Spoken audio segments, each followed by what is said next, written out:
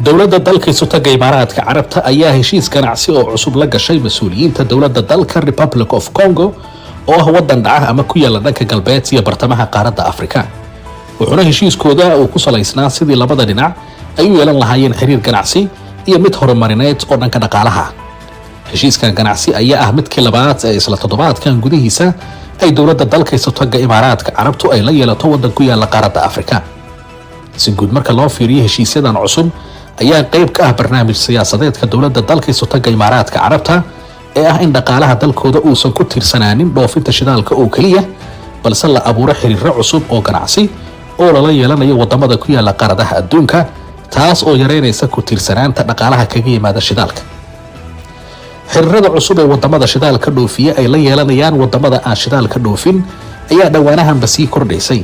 iyadoo tani ay sidoo kale fursad u tahay wadamada dhaqaalahoodu soo kobcayo ayaa haddana waxaa badan baahida ay heshiisyadan ganacsi u qabaan wadamada shidaalka dhoofiya gaar ahaan wadamada dunida carabta